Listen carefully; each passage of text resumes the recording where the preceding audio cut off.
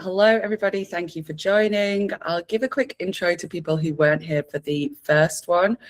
So, since we started Wave, we've seen so many incredible projects come through, lots of maintainers, so many repos, and also so many contributors. And the idea behind this is that, you guys, if you're working as a contributor during Wave, you might not always get to, understand or know a little bit more deeply what the projects that you're working on are, how you are improving them, what are those teams building, why are they building it, etc., etc. So the idea behind this call is to allow you to kind of get to know these projects, the maintainers a little bit better, and then also see how they fit into the broader Stellar ecosystem and learn, how your contributions during Wave are making a difference to some of these projects and how those projects are making a difference out in the world. So today we will be hearing from two projects. We'll be hearing from Fundable and Tansu. How it will work is that we will ask, we'll kind of interview both projects. I've got some questions, Ugo's got some questions, and each project will have 15 minutes. And then towards the end, we will have a Q&A session. And if you've got a question that you want to ask either project or both projects, then please just drop it in the chat. Ugo and I will keep an eye on those, and then we'll collate those at the end and ask them to the maintainers towards the end. We're going to go for about 45 minutes. Let's see if we can pack it all in. There is a lot to pack in. So let's get started. Oh, and just last thing, I think I've mentioned it, but this call is being recorded, so please do just bear that in mind as well. Right, let's get started. So I'm going to go up first, and I'm going to be speaking to Fundable. I'm going to be speaking to Abu Giki and Utility from the project. Very, very quick intro into Fundable is that it is an on-chain financial operations platform that helps Web3 teams automate payments at scale, and it enables payment streaming, payouts. Can everybody mute themselves? I can hear feedback. Thank you. It enables real-time payment streaming, mass payouts, token investing, crypto to fiat off-ramping. It's essentially there to make it easier to pay contributors with a lot less operational complexity. So, Abu Giki, Utility. Yeah, hello. Good afternoon.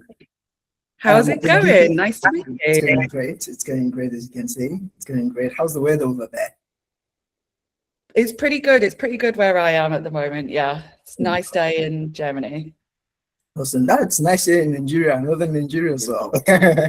Perfect. All right. Okay. So I think the best way is to, if you two could both introduce yourselves and kind of tell us a little bit more about Fundable. There's no better way to learn about it than from you guys. Awesome. So I'll go first. My name is Idris. I go by Abu Giki, and this is Abubakar Lawal Utility.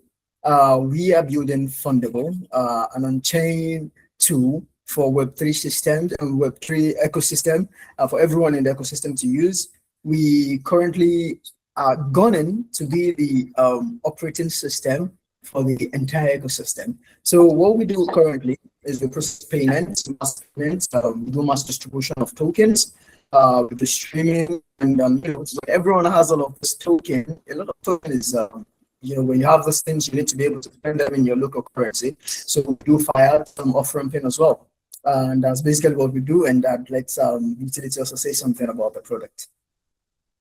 All right, guys. This is Utility. I'm very familiar with a couple of you who've been in the ecosystem for a long time. Yeah, right from the beginning. So Fundable Finance is actually an idea that came about from a discussion we had with Austin Griffiths, the founder of Gitcoin. So he was looking for a way to do mass distribution to a lot of recipients without having to go to get.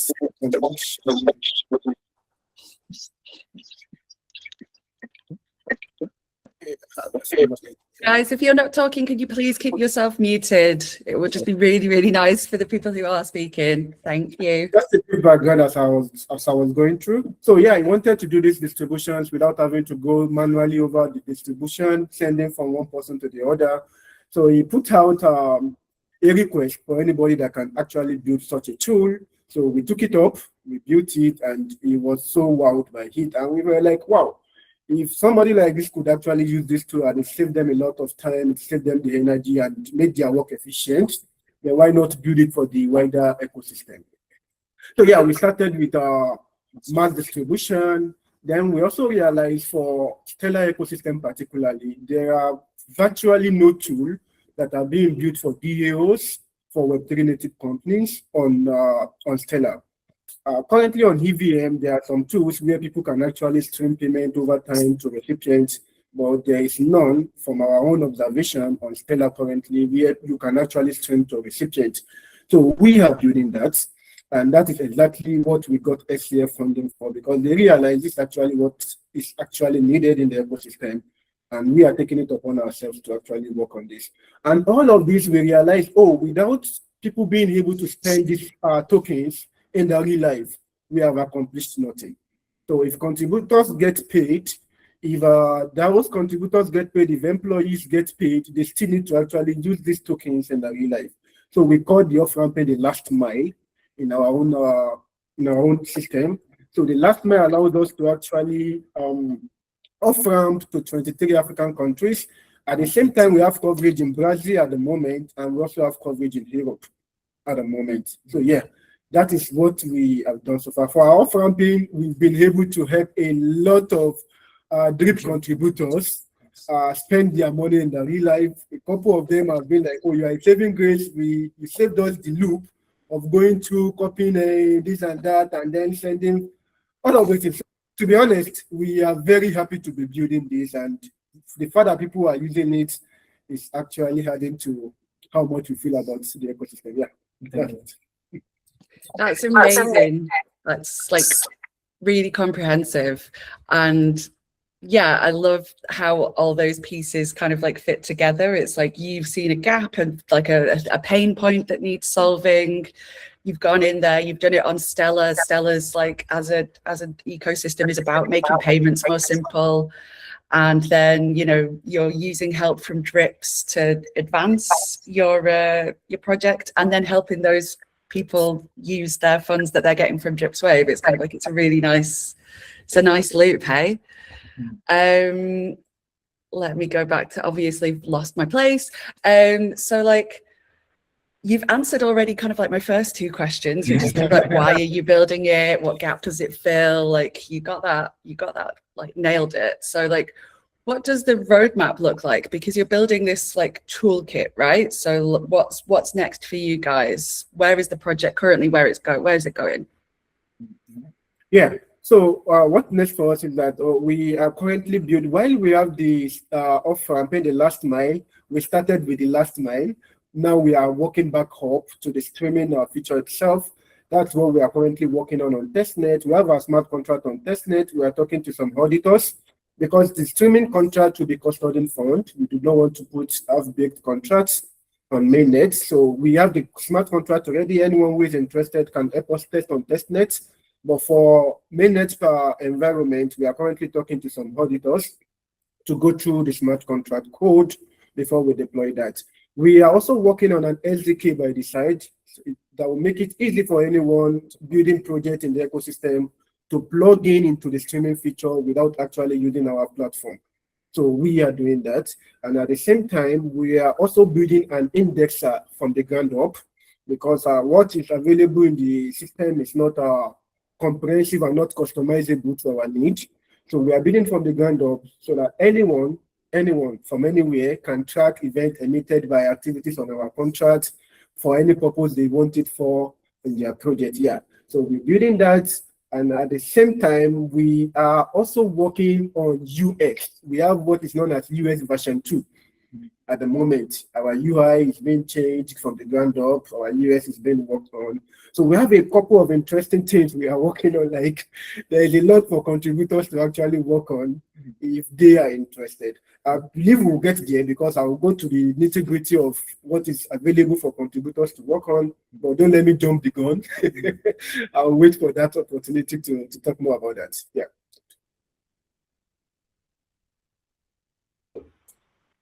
Amazing. And like you mentioned it earlier, but I'm going to mention it again. Like you recently received like an SCF grant. So like congratulations for that. I think that that is a real huge milestone because, you know, it's a competitive process and, you know, it means that Stella are like, yeah, this is a useful project and this is something that people are really going to use. So what does what I suppose what does that enable you to do over the next few months, kind of like that you might not have been able to do without that support? Okay.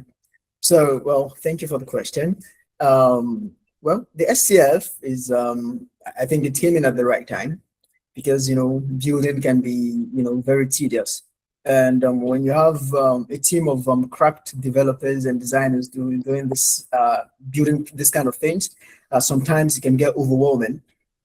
And so for that coming in, it's some sort of relief. It allows us explore as much as we want. We are able to focus solely on building without having to have to go out there and do some other work. And also it lets us add to the team. You know, the team is very, very lean currently, and we're still trying to keep it extremely lean. However, it's allowed us, you know, bring in maybe a few more experts in other field where we are lacking. And as we said, it also allows us experiment, you know, with our infrastructure, you know, make it more robust and other things like that so far. So basically, it's helped, you know, keep the lights on, I'd like to say. So that's that's basically what it stands for, and it allows us a very long runway, at least for now. Yeah, That's excellent. And like, I'm sure that Stella would be really pleased to hear that. They love to support projects that they think of, have a real home on the ecosystem. And like I said earlier, Stella is made for kind of like cheap and easy payments and making, you know, that you really fit well into the ecosystem. Do you sense that as well? definitely, we do. Nice. And there's, I suppose, let's stay on Stella for a second. There's a lot been happening in the Stella ecosystem recently. And like for you, from your perspective as somebody who's chosen to build on Stella, like what opportunities does that ecosystem create for builders, aside from maybe kind of like receiving grants and things like that? Like if somebody else was going to start a project on Stella today, where would you encourage them to focus? Would you say go into dev tooling, or would you payments? You probably wouldn't say payments because you've got that down, but you know, like wallets, like would you have any suggestions to people? Yeah, to be honest, I will. While you mentioned payment, there is also a field that I'm particularly interested in, the ZK, zero knowledge. So yeah, that Stella is actually onboarding a couple of zero knowledge tools at the moment. Is so far one of the best things that can ever happen to the ecosystem at the moment. I saw a couple of guys building a private payment app a couple of days on Stella, and I was like, wow. When we were thinking of building on Stella, the ZK tools were not as common as it is currently. And the fact that Stella has gone out there to actually develop a couple of these tools that make ZK development on Stella very easy, it's the perfect. We ourselves, we are still going to integrate ZK in one way or the other, because we are first Web3 native people. So, and we realize that privacy is one of the key things for Web3. And yeah, probably in our timeline, our roadmap, we're also going to integrate ZK. But payments can never be solved like by one person, to be honest. Payment is a very big ecosystem that a lot of people can play in, a lot of opportunity in payment that people can tap into.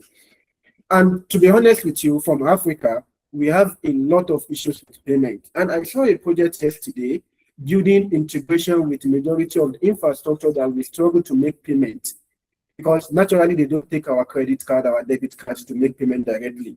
And this particular project was solving a different payment problem from what we are currently solving. That means there is still a lot of room to actually build novel app that is still based on payments. Yeah, payment. Stella is actually the number one chain that makes payments very easy and efficient, actually, in the blockchain ecosystem. Yeah. DK payment, combine the two, and yeah, you are good to go. I'd like to add a little to that and say that ourselves, while we are a competitive people, we are more interested in innovation. And we definitely want to see other people who want to do certain things better. And, you know, when they do these things better, it puts us on our toes and we don't relax. So we say as much payment tools as possible, we bring it on. We are here, and then we are here to innovate as well. So just that. I love that. That's very kind of like Drip's ethos. You know, we're all about like our open source, and we're all about kind of like there's a British saying, it's like a rising tide raises all boats. So like if the better it gets, the more everybody can float, you know? So I love your guys' enthusiasm. I love this, all about payments. I want to ask you just briefly, we're almost at the end of like your time, but like hopefully there'll be people who've got questions for you as well. Very, very quickly, kind of like, how can contributors and community members like get involved? You know, kind of like what is the impact of them when they're solving like an issue during Wave for your repo? Like talk directly to the contributors that are out there being like, this Fundable sounds really cool. Yeah, contributors. To be honest, we put out a tweet about a couple of months ago after the first drip wave, thanking contributors for helping us reach a particular milestone. Because it was after the first wave that we were able to complete our off-ramping feature.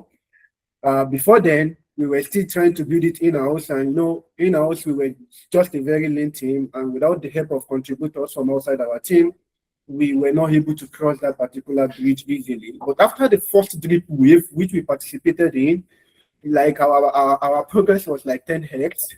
And after then, we actually put out a public tweet thanking drip contributors. It is still there on our X. So till then, contributors have been an integral part of our development pipeline. We have in-house features that we focus on, and we have some that we don't touch because we know our capable contributors coming from drip will be able to help us complete those parts. And then after drip wave, combine these things and we push it to production. Honestly, Dripwave guys, we really appreciate you guys, and we can't thank you guys enough. Contributors particularly, we can't thank you guys enough. And in the next couple of weeks or months, or even currently, we open sourced our indexer. In the last Dripwave, we just concluded one. We open sourced the indexer, and you know how robust an indexer infrastructure is. So we trust the capable guys that are contributing. We open sourced it. We had a couple of awesome contributions and the rest. Although we know that it is not possible, or people might not want to do that, we will still be looking out for people, if possible, if Drip allows that, if it contributes to points for people. We are still looking for different people to actually look at our contracts from another set, pairs of eyes, and see if there are some critical things we are missing. We know we need to talk to auditors directly, but yeah, if it is still possible, contributors, we want you to pull our code, look at it and see if there is something missing, because we'll be custodian fund, and Stellar being known for one of the safest blockchain in the blockchain ecosystem, we do not want the attack vector to come from our hand. So we are we are paying diligence to how the code looks in production. But yeah, we'll have that. We'll have the SDK to open sourced. Part of the SDK will be open sourced. There are a couple of things that we may not discuss here currently because we have not fleshed out the system design. But yes, there will be a lot for contributors who actually want to move with Fundable to work on in the coming weeks. Amazing, we love to see that. And there was also a little suggestion in there for Jason, I think. But that's for him to see if we can figure that out. Thank you so much. Is there anything else that you just want to kind of like say just while we wrap up? I'd like to add, we were actually going in for a demo, but then I'd like to say that for a good number of contributors, they've already interfaced with our platform. And we want to tell them to keep on doing that. We really, really enjoy the patronage. So it's a win-win for us. You contribute, you're off ramp. so and we really want that to continue. And we say a huge thank you to them. They should keep on contributing. They contribute, and then they can get to see the code they've written translate to direct effect in their own, their respective accounts. So thank you so much to everyone in that. Amazing. Thank you both. I love your energy, love your enthusiasm. Most of all, love your project. Guys, if you've got any questions that you want to ask the Fundable guys, remember, just drop them in the chat. Once we've spoken to the next project, we'll do a Q&A with both projects. So now I'm going to hand it over to Ugo, and he's going to take you through the next project. Hello, everyone. So next up, we have an amazing project, Tansu. So before we go into that, I really want to say thank you to Wiki and Utility. That was a really interesting session. I'm literally having butterflies in my tummy right now because that was a really interesting session, and I learned a lot too personally. So next up, we have an amazing project, Tansu. Tansu is a governance and versioning layer for open source projects built on Stellar. It combines on-chain project tracking, a powerful voting platform, and a flexible membership system, bringing transparency and decentralized decision-making to software development. It works with the Neural Quorum Governance Core and is the first platform to offer anonymous voting on Stellar.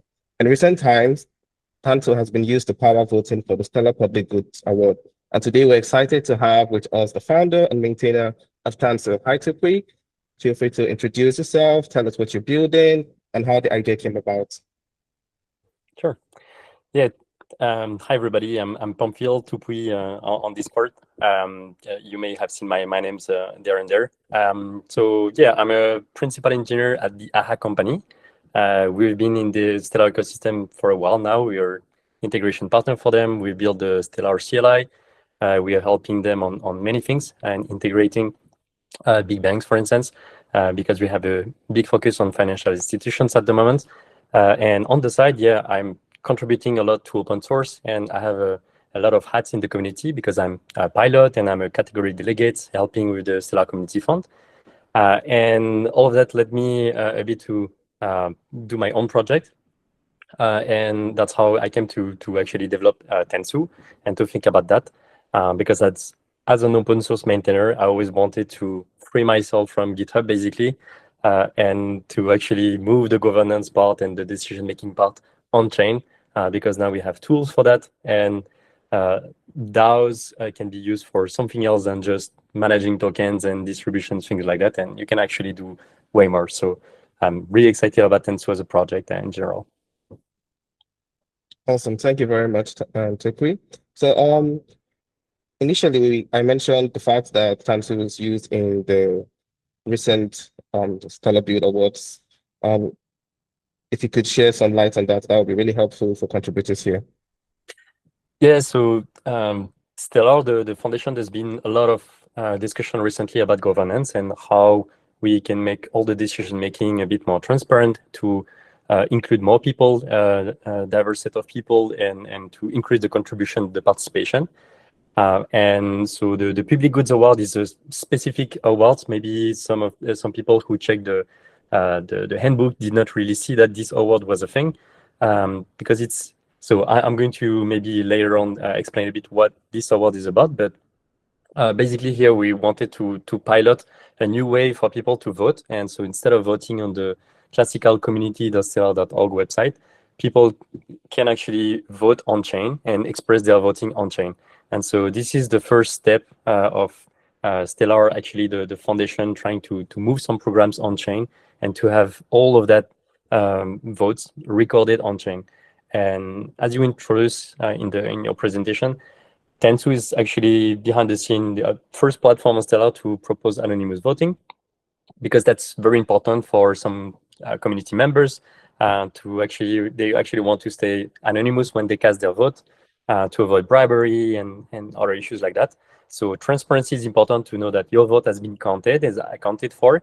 But at the same time, in some communities, you might want to keep your choice actually anonymous. So Tansu allows that. And yeah, the Public Goods Award for Q2, we had something like 1670 projects. You can actually see all the data on chain. I'm going to share a link here if people want to see that. So you can actually see all the proposals that were proposed for the public goods. You can click on the proposal, see the details about what they proposed, and at the very end, you can see that if it was approved or rejected. And so that was the first time that something like that happened on chain, and in an anonymous way. And for Q3, so Q2 pilot was validated, and we're going to do that again on Q3. And we're working really tightly with the foundations to actually make all the changes that they wanted. And also the community had some feedbacks for us. And so we are bringing that in, and hopefully Q3 is going to be even better. Awesome. Thank you very much, Tukwe. So you already touched about this a bit, but I want to take it into more details. So what gap exactly does Tansu solve? What are the advantages of Tansu over the traditional voting system? Is it the advantage of immutability of the blockchain? Is it to drive adoption of the Stellar blockchain? What are the advantages that Tansu currently brings to the table? Yeah, so it's these two things. So immutability. So just on the governance side, it's transparency and immutability, because there's a lot of things happening in the background all the time when decisions are being made. And here we really wanted to have all the discussions public, recorded. So right now, when you submit a proposal to the Public Goods Award, there is a discussion period of around 10 days or something like that. This is right now happening on GitHub, but at the very end of that discussion period, when we're creating the proposal and sending it to Tansu, we're actually taking a snapshot of all the discussion that happened, putting that on IPFS, so a decentralized storage, and we're keeping a record of that thing so that in the future, if you want to analyze and to understand a vote, you actually have the data on chain and on distributed storage for that part to actually understand better what happened. Because right now, for all the other programs, you actually don't have a record of any discussion that happened behind the scene about a project or why a decision was like that.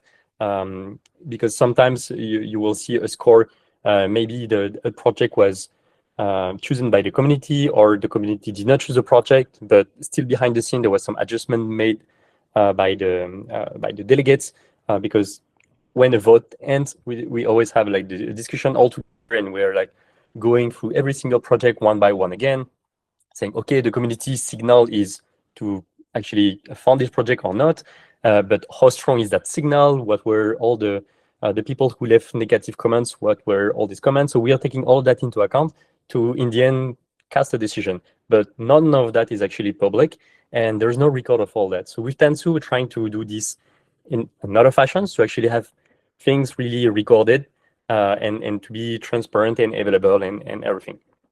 I see there's a question, how does the anonymous voting part is working? So it's not a ZK angle, because we are not using ZK circuits, but behind the scene we are using classical Pedersen commitments.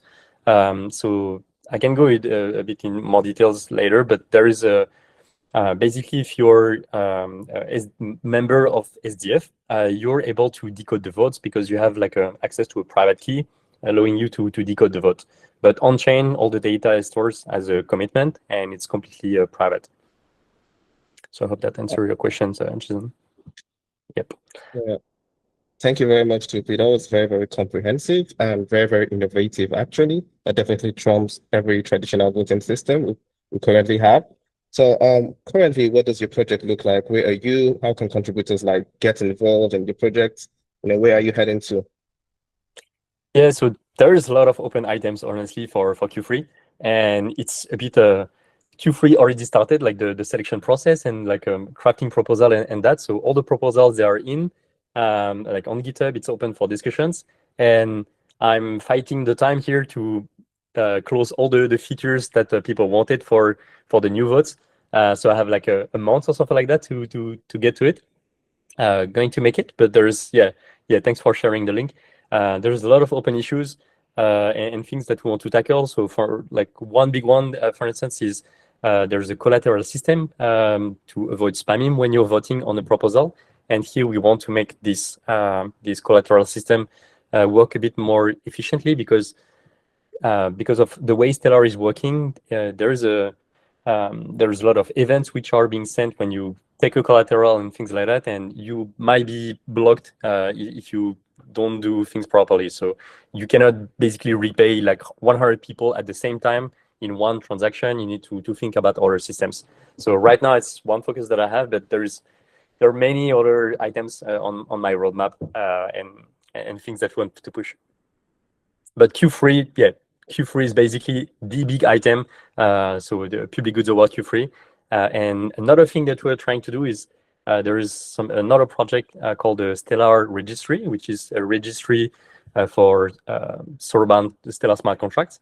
And so smart contract, basically, they can reserve a name, and you can say, hey, this is the contract for Blend or for anything else. And in your contract, when you develop, you will be able to say, just give me the contract Blend, and then it's going to figure out about this contract. And to be able to register your project on this thing, well, we're going to use Tansu behind the scene. And then we have like a whole system of people who are going to be trusted in the community being able to vote on this proposal or not. So that's also going to be a nice thing that's going to come up in Q3.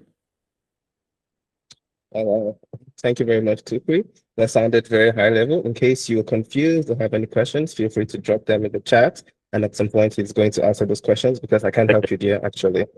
So on another question, so currently there's been a lot going on the Stellar blockchain, tokenization of real-world assets by with the partnership with GTCC, MoneyGram, ZK Proof, and so many things that have actually been going on Stellar blockchain. So for builders and contributors, where would you say they should, pay attention to? Where should their focus be on? What products should they be looking to build, and how does that influence the future of the Stellar ecosystem? Yeah, it's a good question. So there's many things, like as you mentioned, there's a lot of institutional partners coming in, and the thing that some challenges that they're facing right now is mostly around custodial solutions. So how to plug really into custody. You may have heard of names such as Fireblocks, Defense, Fortify, these big names, and now there is big challenges to actually make this solution work properly and efficiently for the Stellar blockchain. They're all compatible with Stellar to some extent, and they're all making different choices in terms of, okay, API, how it should look like for these partners. And now there's a lot of discussion happening in the background around that okay, how people building on Stellar want this to work exactly on this platform. So custody is a big topic. It's a bit far, it's a bit unreachable, I would want to say, to contributors in general, because the big players that are already there, the field is becoming extremely regulated, and for good reasons as well. And so entering that is very challenging. But at the same time, there's a lot of tooling to be built around these solutions. For instance, Fortify, they have wallet as a service. They have a lot of offering like that. And so there's a lot of tooling to build around this custodial solution to your application to be compatible with these solutions. A good example as well, there is the Stellar Wallet Kit, which was recently updated to actually now you can connect with things like Fortify on your dApp. So it's something very interesting that we start to see. We start to see custodial, which are normally reserved for big financial institutions, having the capability to, from their custodial platform, to connect to a DeFi applications like Blend. So it's wild to see that this is happening, and there's a lot of toolings like that to build. So that's one aspect, and the other aspect, there's a lot of things around stablecoin and money market fund, all of that. And one thing we don't yet see a lot happening is tooling around security and risk management. So building indicators to see if an asset is safe, if an oracle is performing well, these things. So yeah, a lot of things. Wow. Thank you very much, Tukri. That was actually very, very helpful, super comprehensive.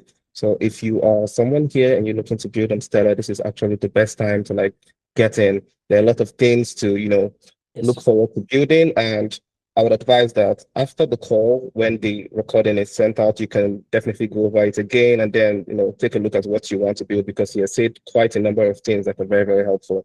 So on another question, there are a lot of contributors who are currently on the wave right now, fixing issues, but beyond fixing issues, they're looking to build something of their own, and they're looking towards the SCF support. So as someone who has gotten the SCF support before, and someone who is a category delegate on Stellar, what's the SCF award about? How do people, get the SCF award? And post SCF award, how does the project, last beyond that grant?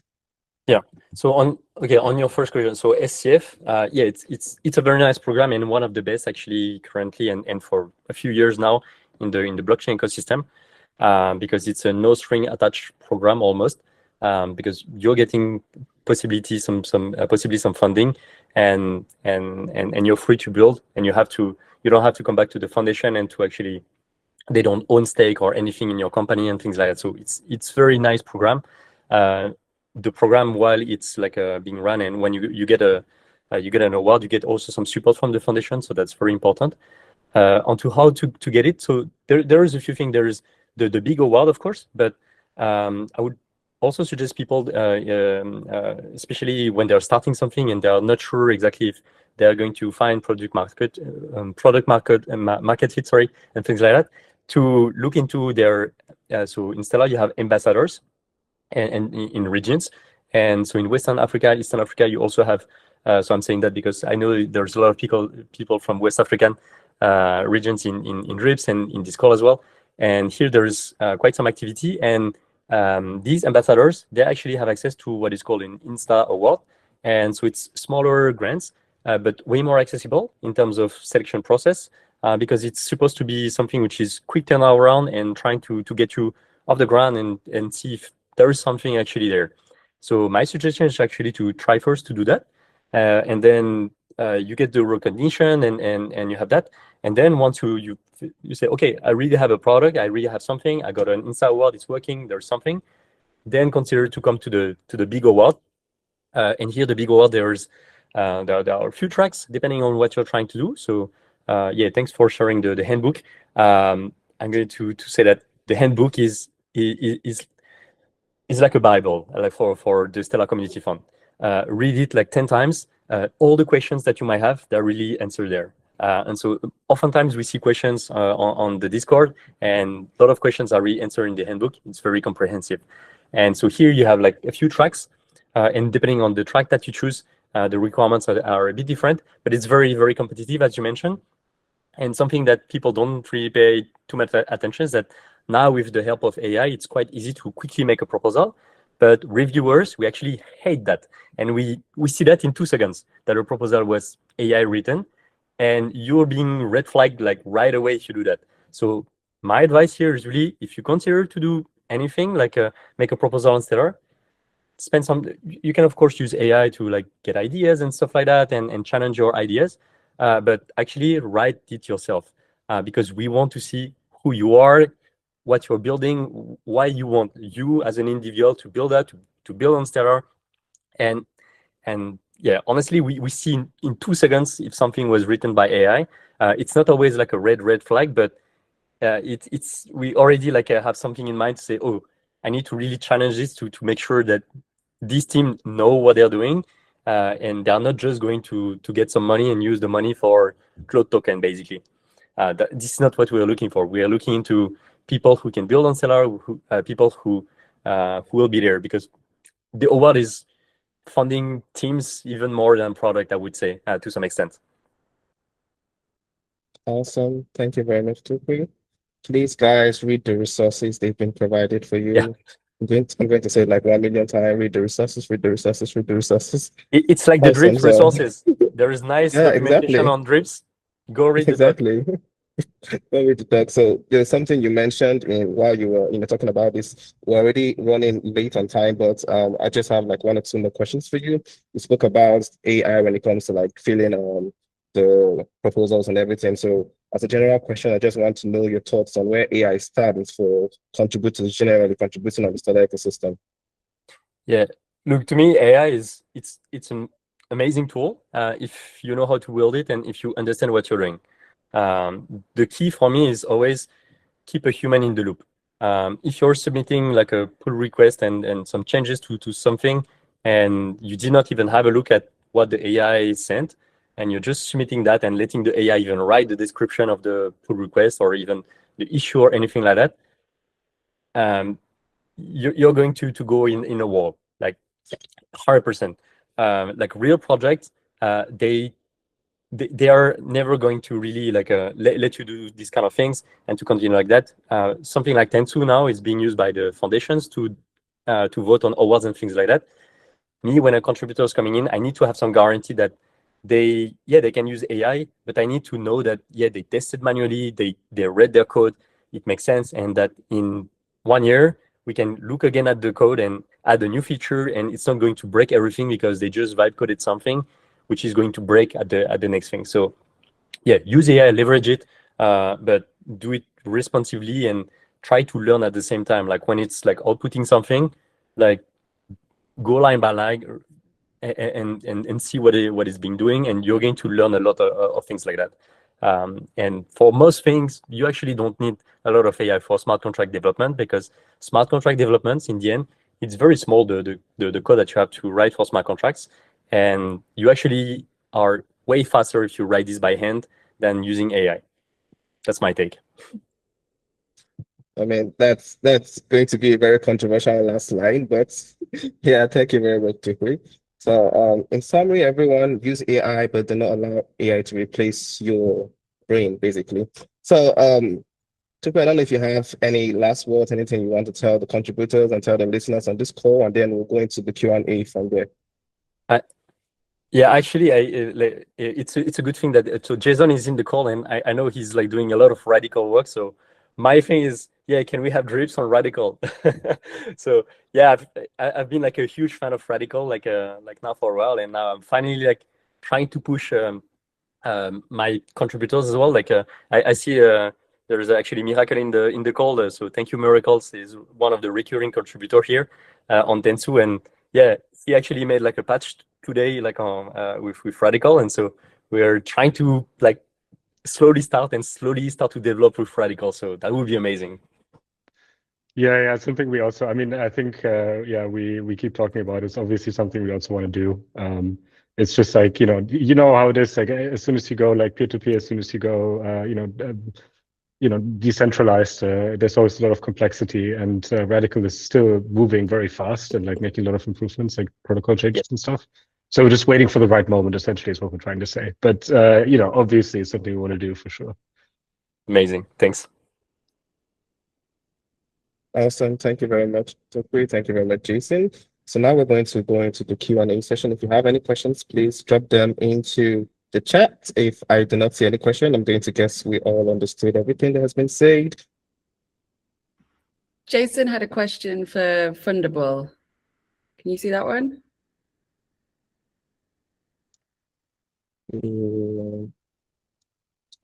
I can put it to them. I'll take over this one. So Fundable guys, can you explain high level how your token streams work? Are they per second, per hour?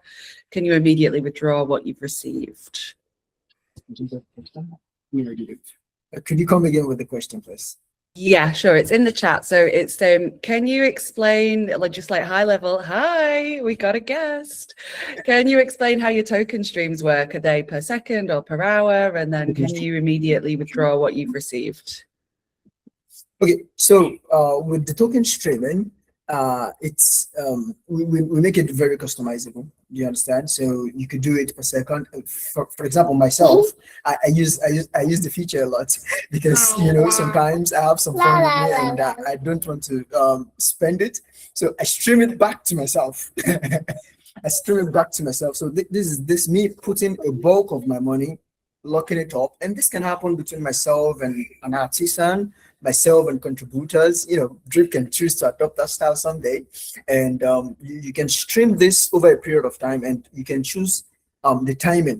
The timing, it can be as much as a month, it can be, and the funding as well. We've made it customizable as well. You can provide the funding, the entire funding upfront. You can also provide it, at intervals. So I think from the maybe if you want more technical insights, a bucket can do that, utilities can do that, but basically that's how it operates. So yeah, basically, I think from your question, it is per second, and there is cliff, there is vesting period for streaming, right? And we have two types of streaming in our protocol. We have two engines. We have what is known as the flow contract, the flow engine, and we have what is known as the lockup engine. For the lockup engine, the use case is particularly some sort of escrow, where you have a predetermined period you want to pay a particular person, let's say a month, and you will be required to lock up the fund in advance. So for lockup period, and it's for a particular period of time, a month, a year, but the fund has to be locked up in advance. So it is calculated per second, and every passing second, part of the fund that has been streamed is available for the user. No, sorry. I'm so sorry about that. So that was first. I was frustrated. I'm so sorry. Yeah. Amazing. I was We in love, the we love a little guest star. That's okay. It's one of the contributors of the future. Don't worry. We can't, if they're interested, if they want to join the call, like, I'm not going to stop them. Come on. I was talking about flow engine, already in the flow, and they broke my flow. Yeah, so that's for the lockup contract. So the moment every person second, part of the fund that has been streamed is available to be claimed by the recipient for lockup. For flow is an open-ended kind of funding where you might not need to actually put the fund in advance. It may not have ending time, or like lockup that has ending time. It can be continuous for payroll, for salaries, where oh, this employee is with us for as long as possible. All they just need to do is that every passing second that passes, they will be able to withdraw what has been streamed to them. Particularly for the flow contract, that's for the flow contract. So high-level technology is that we have a router design where when user goes to our platform to click, they indicate what they want to do, airdrop, locked up streaming, flow streaming, and we route that via the router to this respective contract. At the same time, we have something that is known as NFT identification. Every stream has an NFT attached to it. So one of the things we are looking at is that in the future, it will be possible for people to use NFT, which is a sign of ownership, the proof of ownership of a particular stream, to do some other things while their fund is still locked up. So probably use it as a collateral for DeFi. So for DeFi, use as a collateral for DeFi because it is provable on chain that social amount is being streamed to them, and it is going to be received at a particular point. Also, probably they use it for transfer. They can transfer it, meaning that if I decide that Bika, you are the one I want to give this month's salary, I can send my NFT to you, and you'll be able to claim that particular stream. So yeah, that is for the streaming contracts. So yeah. Technologically wise. Thank you. Right. Have we got any more questions? We're a bit light on questions today, guys. Does that mean that you've got to know these guys as much as you want to? Come on. We have a question in the chat. Let me just take that. My question is consulting Manoa a different version of Drip Network? He's talking about Tansu. What, sorry? What's your question? Is consulting Manoa, is Tansu a different version of Drip Network? So consulting so consulting Manoa is just my my own company, and I'm working as a contractor for the AHA company. So that's the setup. So yeah, people may have seen that there was another repository under my name, under Tukui, which was moved to consulting Manoa. That's just some management, some reorganization to make it look nicer and cleaner. And I see Jason has another question. It's the most important advice you would give to someone who is new to coding and try to become a first contributor. Oh. So it's a tough one. It's a tough one because first you need to if you're new to coding, first you need to learn how to code. So I would say that's before trying to even be a first contributor. So I would say, yeah, find what you like and what's your interest, and try to code something like some toy example and things like that. There is AI now, so honestly I'm not even sure how to answer, because when I started there was no AI, so there was books and classical internet to try to learn a new programming language, and now there is a bit more. So there's some nice platform coming in on Stellar to actually learn contracts. So with gamify experience, it seems to be getting some traction. People seem to like this kind of experience. EasyA, they're also doing these kind of things. I also know they support Stellar, so this kind of gamified experience, maybe that works. So if that works for you, fine. In general, what I would recommend still is to take some time to actually just read by yourself the documentation, especially for something like Stellar. There's actually not a lot of resources, but the resources which is there, which is the developer.stellar.org, is actually quite good. And I actually learned to code in Rust by following this documentation. So yeah, of course, there are some patterns which are maybe not good. They are showing a lot of things like panic instead of errors. but whatever. So, but what I'm saying is that I learned to both do Rust and smart contract only with the Stellar documentation, just by reading. And here, I think if you take like a week of your time, and I think that's the key here, you really need to invest yourself in, and you cannot outsource everything. At some point, you're going to need to do some hard work yourself. So I think that's the main thing, the main advice I would say to people is that you're going to have to put work in, and so be ready to do that. And it's the same for false contributor, I would say. If you want to do open source, you're going to have to know that there is the F in the FOSS that you wrote, so free. And the free is very important because it means that you need to have yourself some conviction and be interested in providing something for free sometimes, and to provide hours, volunteering time, and things like that. And in the long run, the people who stay and the people who are like put on like as stars in open source and stuff like that, like Linus Torvald and stuff, they all started to do some free stuff, and they're all still doing some free stuff. And you might say, oh, why would you do that? Well, you get to contribute to something, and to give some time. It's like a charity or like a book club or something like that if you want. And so you get to help a cause, and at the same time you get the recognition for doing that. And myself, I got all my jobs recently because I was doing that. So that's actually a huge plus on your CV to say that you're helping to maintain a solution which is used by a lot of people.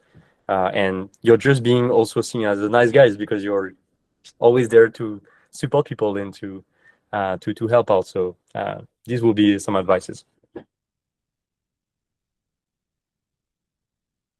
Awesome. Thank you very much, Tukwe. Beck, I don't know if you want to come in here. And we have one more question. Take it away, Ugo. Okay. But I think we have to make this the last one because we are over time. I could tell that we were going to go over time today, but you know, it's allowed as long as it's interesting, right? Okay, so the question is, what sort of problem brought up your idea? This is the Fundable protocol.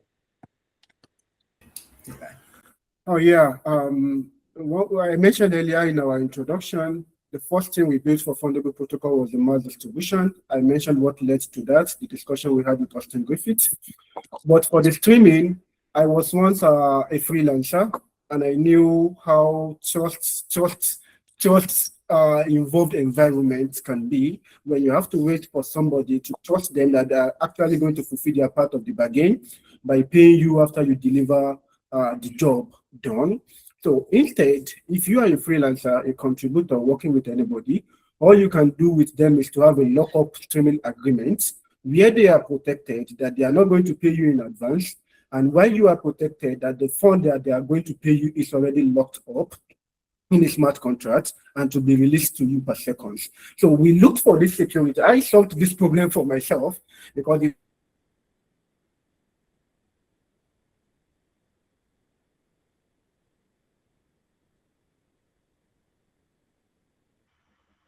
Oh, did we lose them? Oh, we lost you for a second. So yeah, if by the middle of our arrangement I was unable to deliver, they can actually cancel the contract and they will get part of their fund that has not been streamed back to them. And if by the time I deliver the job, they also want to probably find a cunning way to scam me, I have been protected by the escrow contract, and there are a lot of use cases for streaming. Age grandparent that you don't want to spend all the money at once, you can stream it to them. They get it per seconds instead of sending them the lump sum and they spend it at once and come back again and ask for more. You stream it to them per second, so they get all what they need from it. But basically, we are targeting DAOs that pays contributors for contribution to their organizations. And one of the things they do is to actually stream, so they will be able to control the mechanism of payment. They have total control over how they actually pay you. The mechanism of payment is being controlled by them. So yeah, the problem first time is personal. We are solving problems that we are dealing with as contributors in this space, and we solve problems that other contributors, other prominent people in this space are going through. Amazing. Thank you, guys. So that's all we've got time for. I did see a couple of questions that popped up. Take them to the Discord, guys. Like, there's always an active discussion going on the Wave channel in the Drix Discord. And Tapui for sure is always there. One of our power users, I would say, and we appreciate it a lot. Particularly when we say read the resources. I love that advice. Like, please, please, please, please. We love it.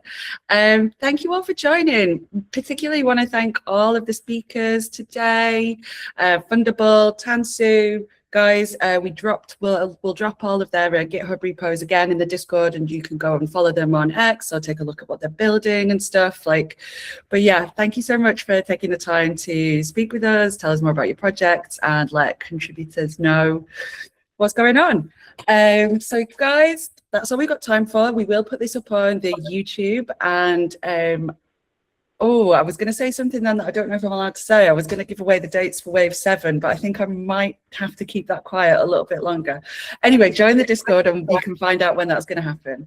And yeah, thank you all for coming, and we will see you soon.